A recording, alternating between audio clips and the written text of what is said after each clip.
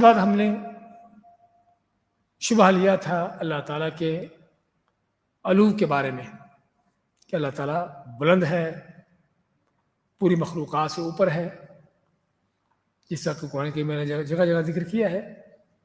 اس کے برخلاف جو گمراہ کو لوگوں کے شبہات ہیں کہ اللہ تعالیٰ ہر جگہ پر ہے، نعوذ باللہ، ہر چیز کے اندر موجود ہے، وحدت الوجود کا عقیدہ، اور اللہ تعالیٰ چیزوں کے اندر حل ہوتا ہے، حلولیت کا عقیدہ، سمجھے نا؟ یہ ہم نے پڑھے تھے، اس کی ان کی شبہات ذکر کیے تھے، ان کی کیا دلیلیں ہیں، قرآن و حدیث کے کس انداز سے ان دلیلوں کو موڑتے توڑتے ہیں۔ اللہ تعالیٰ کی مائیت کا بیان ہوا تھا کہ اللہ تعالیٰ کا ساتھ ہونے کا معنی کیا ہے، اور مائیت کی قسمیں بیان ہوئی تھی کہ اللہ تعالیٰ کی مائیت دو طرح کی، کہ خاص مائیت اور عام۔ خاص سے مراد جو کسی اللہ کے خاص بندے کے لیے اس کے اللہ کا اس کے ساتھ ہونا، اس کی مدد نصرت، اس کی حفاظت، اور عام میت جو تمام مخلوقات یا تمام لوگوں کے ساتھ اللہ تعالیٰ کے ساتھ ہونے کا معنی کہ اللہ تعالیٰ اپنے عرش پر بلند ہے اپنی ذات سے، تو اپنی ذات سے عرش پر ہونے کے باوجود مخلوقات کے ساتھ ہے۔ بعض علماء کا کہنا ہے کہ اپنے علم کے احاطے کے جاننے کے ان چیزوں کے ساتھ، اور بعض کا کہنا نہیں، حقیقت میں ساتھ ہے، اگرچہ وہ عرش پر ہے اپنی ذات سے لیکن حقیقت میں ان کے ساتھ ہے۔ تو یہ اللہ تعالیٰ کے علو کے حوالے سے جو بیان ہوا تھا۔ ایک تیسرا اور بڑا شبہ جو آج ہم شروع کر رہے ہیں، لیکن لیں گے انشاءاللہ، اس کو مختصر انداز سے میں پیش کرنے کی کوشش کروں گا۔ صفحہ نمبر 42 یہاں نکالیے، توسل اور وسیلہ۔ یہاں پر اصل میں ان چیزوں کا ترتیب نہیں ہے، ہمیشہ آپ کو ترتیب دوں گا انشاءاللہ آگے۔ تو توسل وسیلہ کیا ہے؟ وسیلہ کا معنی ذریعہ، کسی ایک چیز سے دوسری چیز تک پہنچنے کا طریقہ، ذریعہ، ہیلا، ایک کس کو کہتے ہیں وسیلہ۔ میرا تو کوئی ہیلا وسیلہ نہیں، سمجھے نا؟ اس رسی سے، جس رسی سے کنویں سے پانی نکالا جاتا تو اس رسی کو کیا کہتے ہیں؟ وسیلہ۔ اس رسی کو وسیلہ کہتے ہیں۔ کیوں وسیلہ کہتے ہیں؟ کہ وہ آپ کے پانی تک پہنچنے کا ذریعہ ہے، آپ کے پانی تک پہنچنے کا ذریعہ ہے۔ اسی سے وسیلے کا یہ لفظ ہے۔ سب سے پہلے وسیلے کے لفظ کو سمجھیے، اگرچہ یہاں پر اس کی تعریفات نہیں دی گئی، میں انشاءاللہ آپ کو لکھ کر دوں گا تعریفات ساری۔ تو اسی سے وسیلے کا یہ لفظ ہے۔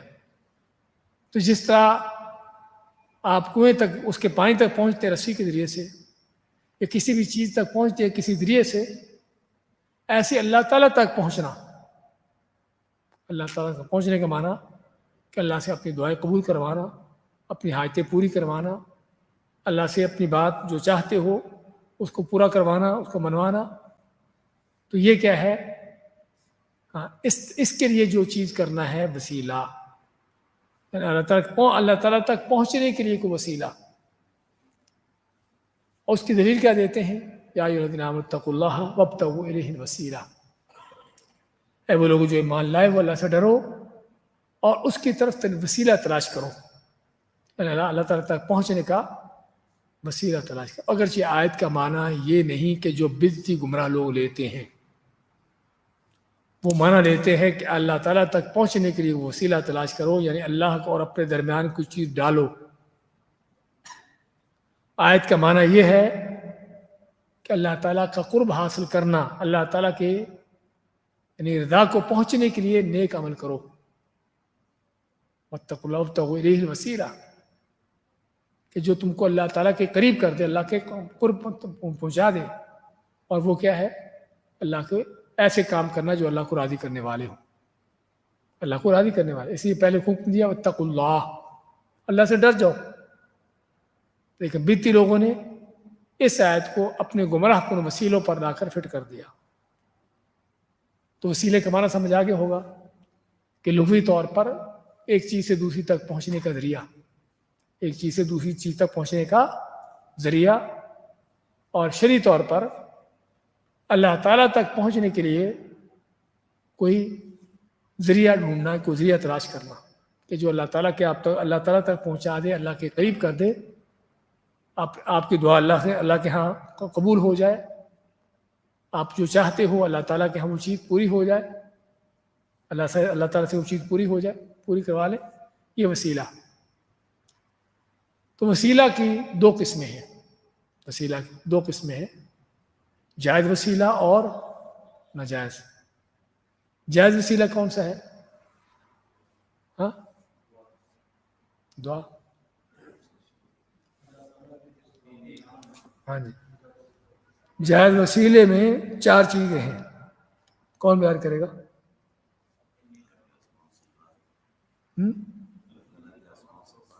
اللہ تعالیٰ کے اسماء، اس کی صفات، اپنا نیک عمل، اور کسی زندہ نیک آدمی کی، جو زندہ موجود آدمی ہو، اس کی دعا۔ یہ 3 کہہ لیں، 4 کہہ لیں، اسماء و صفات کو ایک بنا لیں، سمجھے نا؟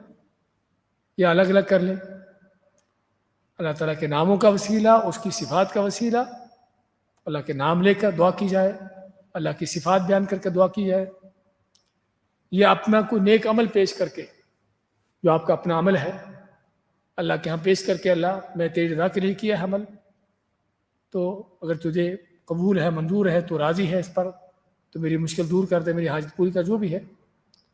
یا کوئی زندہ موجود آدمی ہو، زندہ بھی ہو موجود بھی ہو، وہ آپ کے لیے دعا کرے، تو یہاں پر وسیلہ وہ آدمی ہے یا اس کی دعا ہے؟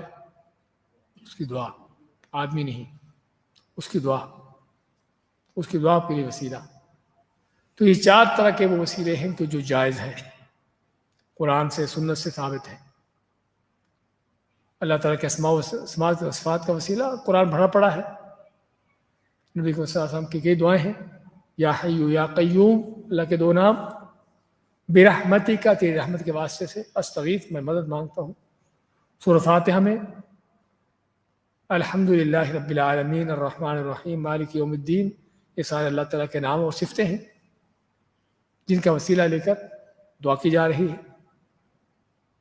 تو اللہ تعالیٰ کے ناموں کا، اس کی صفات کا وسیلہ لینا، وہ نام، وہ صفات جو قرآن و سنت سے ثابت ہے، اپنی طرف سے کوئی نام نہیں گڑنا، نہ کوئی صفت بنانی ہے۔ اور تیسرا وسیلہ جو اپنے نیک اعمال کا، اپنے نیک اعمال، دوسروں کے نہیں۔ فاتحہ کے اندر ایاک نعبد و ایاک نستعین، ایاک نعبد و ایاک نستعین، یہ کیا ہے؟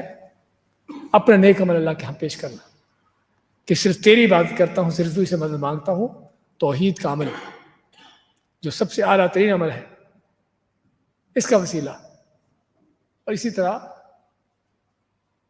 قرآن کریم میں جگہ جگہ پر ربنا آمنا فاغفر لنا، ربنا آمنا فاغفر لنا، کہ اللہ ہم ایمان لائے، پس بخشش کر دے بھائی۔ تو ایمان کو وسیلہ بنایا کس کے لیے؟ بخشش حاصل کرنے کے لیے۔ تو دوسرا وسیلہ کیا ہے؟ تیسرا وسیلہ کیا ہے؟ اپنے نیک عمل کا وسیلہ جو اللہ کے لیے کیا ہو۔ اور اسی طرح غار والوں کا واقعہ، غار میں جو 3 آدمی پھنس گئے تھے، ان کا واقعہ یہی ہے، ان میں سے ہر ایک نے اٹھ کر اپنا اپنا جو نیک عمل تھا اللہ کے سامنے پیش کیا، اور اس نیک عمل کے وسیلے سے دعا کی، اور اللہ نے ان کو غار سے نکال دیا۔ اور چوتھی قسم، تیسری قسم جو کہہ رہی ہے، کیا ہے؟ کہ کسی زندہ موجود نیک آدمی کی دعا کا وسیلہ، اس کی دعا کا وسیلہ، اس کا نہیں، اس کی دعا کا وسیلہ۔ جس طرح کہ صحابہ کرام نبی صلی اللہ علیہ وسلم سے دعائیں کرواتے۔ آپ میں کہ حضرت عمر فاروق مکہ جا رہے تھے کہ لا تنسانا اخی فی دعائک، کہ اپنی دعا میں نہ بھولنا، تو کسی کی زندہ موجود آدمی کی دعا کا وسیلہ، کہ وہ آپ کے لیے دعا کرے۔ تو یہ 4 طرح کے وہ وسیلے ہیں جو قرآن و سنت سے ثابت ہیں، جو جائز وسیلے ہیں، شرعی وسیلے ہیں۔ اس کے علاوہ جو ناجائز وسیلے ہیں، غیر شرعی وسیلے، وہ کیا ہے؟ اس کے علاوہ جو بھی کچھ ہے، اس کے علاوہ جو بھی کچھ ہے، ان 4 قسموں کے علاوہ وہ سبھی ناجائز اور غیر شرعی وسیلے ہیں۔ چاہے وہ کسی چیز کو، کسی ذات کو اپنے اور اللہ کے درمیان وسیلہ بنانا ہو، کہ فلاں کے واسطے سے، فلاں کے صدقے سے، اس کے طفیل سے، اس کا نام لے کر، کہ فلاں حضرت صاحب، فلاں بزرگ ولی جو بھی ہے، اس کے وسیلے واسطے سے،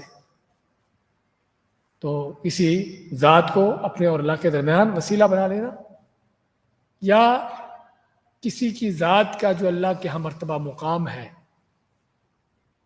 کسی کا اپنا عمل، اس کا اپنا عمل نہیں، کسی اور کا عمل، اس کو وسیلہ بنانا. بجاہ نبیک، کیا مطلب؟ ہاں کیا مانا بجاہ نبیک؟ کہتے ہیں نا کہ نبی کا جو مرتبہ مقام ہے اللہ کے ہاں، یا تو آپ سے ان کا وسیلہ بنا لینا کہ آپ کے وسیلے سے، آپ کے واسطے سے، آپ کے صدقے سے آپ کی ذات کا وسیلہ، یا آپ کی جاہ سے بنائی اللہ تعالیٰ کے ہاں آپ کا جو مرتبہ مقام ہے اس کا وسیلہ، یا پھر کیا ہے؟ ہاں اور کیا ہے؟ کسی کا عمل، اپنا نہیں، کسی کا عمل. تو یہ ہے جو نجات وسیلے کے مختلف انداز ہیں، اور بھی کیا انداز ہو سکتے ہیں. تو یہ وہ وسیلہ کہ جو ناجائز ہے، جو شرک ہے، بلکہ اصل شرک یہیں سے شروع ہوا ہے. اصل سب سے پہلا شرک کیا ہے؟ وسیلے کا شرک. اور مشرکین اسی شرک میں مبتلا تھے. سورۃ زمر کے شروع میں اللہ فرماتا ہے کہ مشرکین کافر کیا کہتے ہیں؟ ما نعبدہم الا لیقربونا الی اللہ زلفیٰ، کہ ہم ان معبودوں کی پوجا نہیں کرتے، بلکہ ہم صرف ان سے مانگتے ہیں، ان سے دعائیں کرتے ہیں تاکہ ہماری دعاؤں کو اللہ تک پہنچائیں، تاکہ ہماری دعائیں اللہ تک پہنچائیں. تو ہماری تو صرف ان سے اس لیے فریادیں ہوتی ہیں کہ ہماری دعائیں اللہ تک پہنچاتے ہیں. تو بات کر رہے تھے کہ سب سے پہلا شرک جو ہے وہ اسی وسیلے کا شرک ہے، اسی سے شروع ہوا. تو یہ ہے جو حرام اور ناجائز بلکہ شرک ہے کہ اللہ تعالیٰ اور اپنے بندے اپنے اور اللہ کے درمیان کو ذاتیں کھڑی کر دینا، اپنے اور اللہ کے درمیان وسیلہ کہ ذکر کرتے ہوئے کسی کے عمل کا، اس کی جاہ کا، اس کی عزت شان کا وسیلہ لینا، یہ وہ چیزیں ہیں جو وسیلے کی ناجائز قسمیں سے شکلیں ہیں. یہاں پر ہم نے ذکر کیا ہے جو غلط وسیلہ لینے والے، غلط وسیلے کی تعلیمات دینے والے اور ناجائز وسیلے کا اس کو پھیلانے والے، ان کے شبہات. ان کے شبہات میں سے ایک روایت ہے نبی صلی اللہ علیہ وسلم نے فاطمہ بنت اسد کی قبر پر یوں دعا کی، بحق نبیک والانبیاء من قبلی، کہ تیرے نبی یعنی مجھ اور مجھ سے پہلے انبیاء کے طفیل، ان کے صدقے سے. یعنی آپ نے اپنے آپ کو وسیلہ بنایا اور اپنا حق، اپنی ذات نہیں، اپنا حق، یعنی اللہ تعالیٰ کے اوپر جو حق ہے آپ کا، یہ کہاں سے آیا؟ والانبیاء، اور انبیاء کا حق، آپ سے پہلے انبیاء. تو یہ روایت ذکر کی جاتی ہے، لیکن یہ ضعیف و منکر روایت ہے. سند کے لحاظ سے ضعیف ہے اور متن کے لحاظ سے منکر ہے. کیا مانا منکر؟ سند کے لحاظ سے ضعیف کیسے ہے؟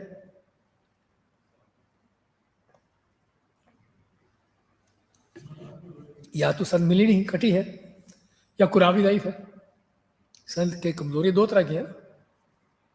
تو یا پھر ضعیف اور منکر ہے. منکر کے معنی کہ جو ان الفاظ کے اندر بیان ہوا ہے وہ اسلام کی شریعت کی اصولوں کے خلاف ہے. تو ضعیف اور منکر روایت.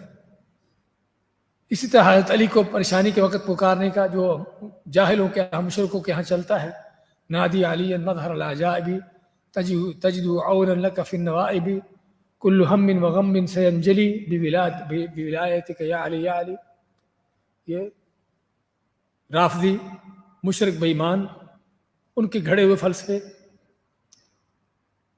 کہ علی کو پکارو جو مظہر عجائب ہے، یعنی ان سے بڑے عجیب و غریب چیزیں ظاہر ہوتی ہیں، انہیں مددگار پائے گا مصیبتوں میں، سب پریشانی غم اب سے دور ہو جائیں گے، اور تیری ولایت ہے علی علی. یہ سارے ان کے مشرکانہ، ان کے سارے انداز. شیخ عبد القادر جیلانی رحمہ اللہ کا وسیلہ پکڑنے سے حاجت دور ہو جاتی ہے، مشکلات ٹل جاتی ہیں. بریلوی شیخ عبد القادر ان کی طرف من گھڑت روایت نقل کرتے ہیں کہ انہوں نے فرمایا کہ جو کوئی رنج و غم میں مجھ سے مدد مانگے اس کا رنج و غم دور ہوگا، اور جو سختی کے وقت میرا نام لے کر مجھے پکارے تو شدت رفع ہو جائے گی، یعنی اس کی سختی دور ہو جائے گی. اور جو کسی حاجت میں رب کی طرف مجھے وسیلہ بنائے اس کی حاجت پوری ہو جائے گی۔ یہ سارے گھڑے ہوئے جھوٹ ہیں کہ جن کی وہ حقیقت نہیں۔ اور اسی طرح ان مشرکوں کے ہاں قضاء حاجات کے لیے نماز غوثیہ بھی ہے، نماز غوثیہ پڑھی جاتی ہے کہ جس کی مخصوص انداز سے بغداد کی طرف منہ کر کے، چونکہ غوث وہاں پر ہے نا ان کا، تو ظاہری بات ہے اس کی منہ کرے گا تو غوث ملے گا، مدد ملے گی۔ اور اس طرح کے ان کے طرح طرح کے ان کے بے ایمانیوں کے انداز۔ اچھا، اسی طرح ان کے جو فلسفے ہیں، ان کے جو شبہات ہیں، ایک یہ ہے کہ بادشاہ کے ساتھ بادشاہ تک پہنچنے کے لیے کیا چاہیے؟ وزیروں مشیروں کے ان کے واسطے وسیلے، براہ راست بادشاہ تک نہیں پہنچ سکتے۔ مکان پر چڑھنے کے لیے کیا چاہیے؟ سیڑھی۔ تو اگر چھوٹے سے مکان پر چڑھنے کے لیے سیڑھی چاہیے تو رب کائنات جو عرشوں پر ہے وہاں تک پہنچنے کے لیے کوئی سیڑھی نہیں چاہیے۔ اگر دنیا کے چھوٹے موٹے بادشاہوں تک اپنی بات پہنچانے کے لیے، ان سے ملنے کے لیے تمہیں وزیروں مشیروں کے واسطے چاہیے، تو رب کائنات کی جو رب العالمین ہے، جہانوں کا بادشاہ ہے، اس تک پہنچنے کے لیے کوئی وسیلہ نہیں چاہیے، کوئی ذریعہ نہیں چاہیے۔ تو یہ ہے ان کا شبہ، یہ ہے ان کا شبہ۔ تو اور شبہ کی جو دلیلیں ہیں جسے ہم نے ذکر کی ہے کہ آیتوں کا غلط معنی کرنا، یا ایھا الذین آمنوا اتقوا اللہ وابتغوا الیہ الوسیلہ، اس آیت کو انہیں دلیل بنایا کس پر؟ اپنے اس گمراہ کن وسیلے کے انداز پر۔ اس طرح سورۃ بنی اسرائیل میں اللہ تعالیٰ کا فرمان اولئک الذین یدعون یبتغون الی ربہم الوسیلہ، کہ یہ وہ لوگ جو پکارتے ہیں اپنے رب کی طرف وسیلہ تلاش کرتے ہیں، یعنی جن کو یہ پکارتے ہیں مشرک، وہ تو خود اپنے رب کی طرف کو وسیلہ تلاش کرتے ہیں۔ وسیلہ تلاش کرتے ہوئے کیا کہتے ہیں؟ ایہم اقرب، کہ کون ہے کہ جو اللہ کے زیادہ قریب ہو، ویرجون رحمتہ، اللہ کی رحمت کی امید کرتے ہیں، ویخافون عذاب، اس کے عذاب سے ڈرتے ہیں، ان عذاب ربک کان محذورا، بے شک تیرا رب ایسا ہے کہ جس سے ڈرنا چاہیے۔ تو اس آیت میں انہوں نے کیا کیا؟ کہا کہ جن کو وہ خود اللہ کی طرف وسیلہ تلاش کرتے ہیں، یعنی اس میں اللہ تعالیٰ نے بندوں کے وسیلے کا ذکر کر دیا۔ دیکھیے آیت بلکہ اس کے الٹ ہے کہ جن کو یہ وسیلہ بناتے ہیں، جن کو یہ پکارتے اللہ تعالیٰ بناتے ہیں، وہ تو خود اللہ کی طرف کو وسیلہ تلاش کرتے ہیں کہ ہم کون سا عمل کریں، کیا کام کریں، کیا نیکی کریں کہ جو ہمیں اللہ سے قریب کرتے۔ یہ نہیں کہ بندوں کے وسیلے ڈالتے ہیں، لیکن جب عقل ٹیڑھی ہوتی ہے تو اس ٹیڑھی عقل سے پھر چیزیں بھی ٹیڑھی ہی نظر آتی ہیں۔ اچھا، ان دونوں آیتوں سے استدلال کرتے ہوئے کہا جاتا ہے کہ جس طرح چھت پر جانے کے لیے سیڑھی کی ضرورت ہوتی ہے، جس طرح بادشاہ سے بات منوانے کے لیے وزیر کی ضرورت ہوتی ہے، اس طرح سے اللہ تعالیٰ کے رب کے پیاروں اور اولیاء و صالحین کا وسیلہ پکڑنا ہوتا ہے۔ اللہ تک کسی واسطے وسیلے کے بغیر رسائی ممکن نہیں، کیونکہ اگر کسی حاکم یا بادشاہ تک وسیلے واسطے کے بغیر کوئی آدمی نہیں پہنچ سکتا تو احکم الحاکمین اتنی بڑی ذات ہے کہ اس کے بعد وسیلے کے بغیر پہنچنا ممکن نہیں۔ جی ہاں، یہ ان کا شبہ۔ اس کا رد کیا ہے؟ اور اس کا رد دو طرح سے ہے، ایک تو عقلی لحاظ سے، دوسرا نقلی لحاظ سے۔ اس کا رد دو طرح سے، ایک عقل کے اعتبار سے۔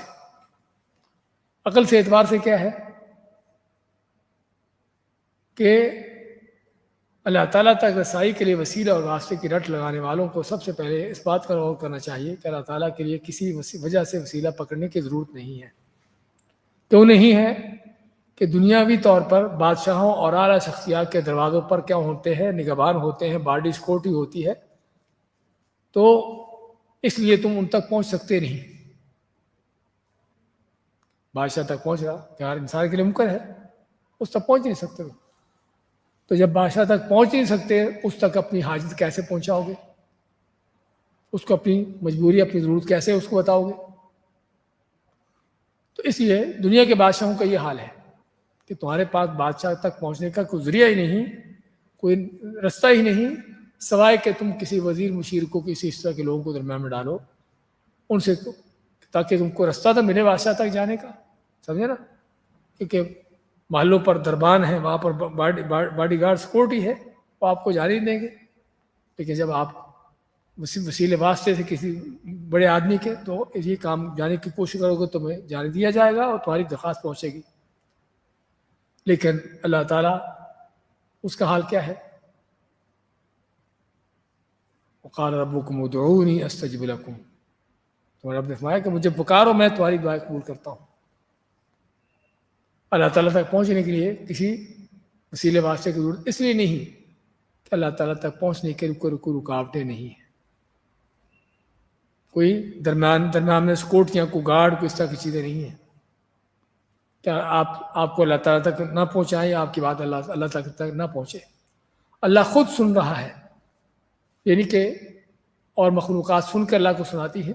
اللہ خود سن رہا ہے، اللہ خود دیکھ رہا ہے، ہر چیز کو خود جانتا ہے.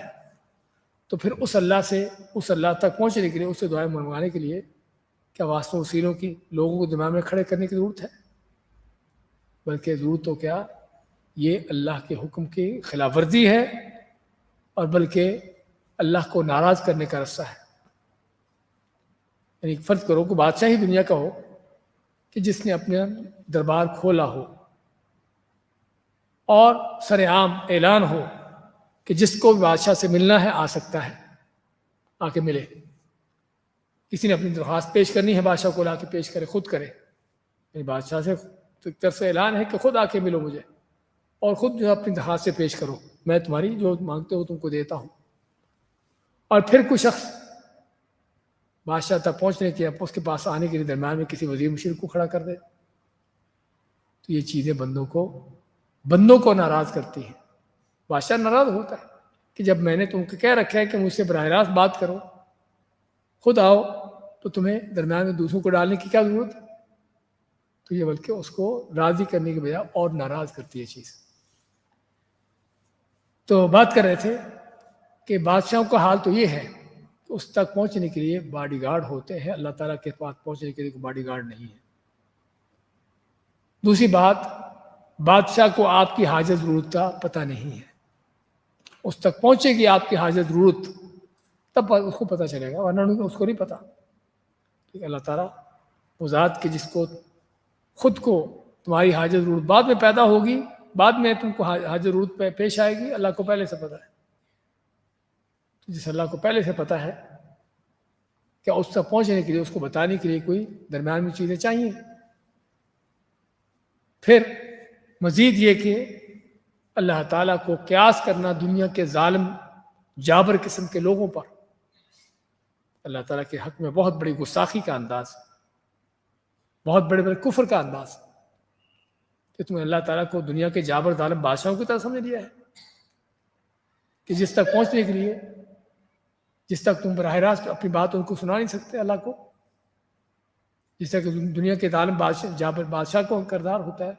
اور ظالم جابر اس لیے کہہ رہا ہوں کہ دنیا کے عادل انصاف پر حکمران وہ ایسا نہیں کرتے. ہاں، وہ جو ہے اپنے ان کے دروازے کھلے ہوتے ہیں، ان کے محلات کے دروازے کھلے ہوتے ہیں ہر عام خاص کے لیے، ہر سبھی لوگوں کے لیے، کہ کوئی بھی اپنی حاجت ضرورت پیش کرنا چاہتا ہے تو ان کے پاس آئے.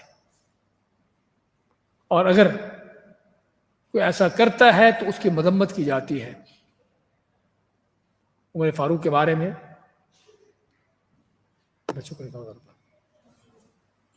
عمر فاروق کے بارے میں ان کے زمانے میں، ان کی خلافت میں جو ہے، ان کے کسی گورنر نے ان کے بارے میں پتہ چلا کہ فلاں گورنر نے، اس علاقے کا جو گورنر تھا ان کی طرف سے مقرر، ان کے بارے میں پتہ چلا کہ اس گورنر نے اپنے محل کے، اپنے گھر کے دروازے پر دربان کھڑا کیا ہوا ہے اور گھر کا دروازہ لگایا ہوا ہے. تو میرے فاروق نے آدمی کو بھیجا، کہا کہ جا کر سب سے پہلے اس کے گھر کا دروازہ جلاؤ، اس کے گھر کے دروازوں کو آگ لگاؤ. یہ دروازہ کیوں ہے؟ لوگوں کو روکنے کے لیے. اور ساتھ ہی گورنر کو طلب کیا کہ تم کون ہوتے ہو گھر پر دروازے پر دربان کھڑا کرنے والے، تاکہ لوگوں کو روکا جائے. تمہیں اس لیے وہاں پر مقرر کیا ہے تاکہ تم لوگوں کی حاجتیں پوری کرو، نہ کہ ان کے لیے رکاوٹیں بنو. سمجھے نا؟ تو اس لیے دنیا کے جو انصاف پر پسند حکمران ہوتے، عادل حکمران ہوتے، ان کا یہ حال ہوتا ہے کہ اپنے دروازے لوگوں کے لیے کھول کے رکھتے ہیں۔ ہاں ظالم جابر قسم کے لوگ ہوتے ہیں کہ جو اپنے دروازے بند کرتے ہیں، جہاں تک پہنچنے کے لیے سفارشیں چاہیے۔ تو ان ظالموں، ان جاہلوں نے اللہ تعالیٰ کو نعوذ باللہ ان جابر ظالم بادشاہوں کی طرح سمجھ لیا کہ جس تک پہنچنے کے لیے تم کو وزیروں مشیروں کے واسطے چاہیے۔ تو یہ اصل ان کا۔ اسی طرح یہ کہ دنیا کے بادشاہ، ان کو آپ کی حاجت کا پتہ نہیں چلتا کہ آپ کی حاجت کیا ہے جب تک اس تک پہنچے نہیں، جبکہ اللہ تعالیٰ علام الغیوب، جس طرح میں نے پہلے ذکر کیا کہ آپ کی حاجت بعد میں پیدا ہونی، اللہ کو پہلے سے پتا کہ آپ کی حاجت کیا ہے۔ آپ نے مانگنا بعد میں ہے، آپ کو پہلے سے، اللہ کو پہلے سے پتا ہے کہ اللہ تعالیٰ آپ نے اللہ سے کیا مانگنا ہے۔ تو اس اللہ کو بادشاہوں پر، دنیا کے لوگوں پر قیاس کرنا کس قدر اللہ تعالیٰ کے حق میں گستاخی کا انداز ہے۔ تو یہ اس طرح کی مختلف چیزیں۔ اسی طرح اگر بادشاہ یا اعلیٰ شخصیت سے ناجائز مراعات اور مفادات کا حصول مطلوب ہو تو تب سفارش کی ضرورت ہوتی ہے۔ ہاں جی، دنیا کے بادشاہوں سے اگر کوئی نجائز چیز طلب کرنا، ورنہ جائز چیز وہ خود دیتے ہیں۔ تو اللہ کل حال یہ اللہ تعالیٰ کے درمیان بندوں کو کھڑا کرنا اور سیڑھیوں کے چکر لگانا، یہ ساری چیزیں ان جاہلوں کے ہاں ہیں کہ جن کو اللہ کی معرفت نہیں، پتہ نہیں کہ اللہ کون ہے۔ اللہ ماتا ہے ادعونی استجب لکم، مجھے پکارو میں تمہاری دعائیں قبول کرتا ہوں۔ اسألک عبادی عنی فانی قریب، کہ میرے بندے میرے بارے میں پوچھیں تو ان کو بتا دو کہ میں ان کے بہت قریب ہوں۔ تو جو اللہ قریب ہے، سنتا ہے، خود آفر کرتا ہے، اس نے خود دروازے کھولے ہوئے ہیں۔ ہر رات کو جب تہائی حصہ باقی رہتا ہے تو آسمانی دنیا پر نزول فرماتا ہے اور خود کہتا ہے کہ کون مجھ سے کوئی سوال کرے اس کا سوال پورا کروں، بخشش مانگے اس کی بخشش کروں۔ تو اس اللہ تک اپنی باتیں پہنچانے کے لیے بندوں کے درمیان میں ڈالنے کی ضرورت ہے۔ تو یہ حقیقت میں اللہ کے ساتھ بہت بڑا گستاخی کا انداز ہے۔ جی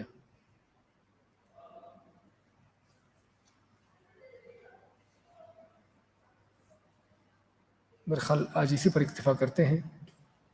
اس موضوع پر مزید چیزیں بیان ہوں گی وسیلے کے حوالے سے، کیونکہ ہمارے ہاں سب سے بڑی جو گمراہیاں پائی جاتی ہیں وہ اس موضوع پر بھی ہیں۔ انشاءاللہ ہم مزید اس پر بات چیت کریں گے۔ بارک اللہ فیکم، جزاکم اللہ خیر۔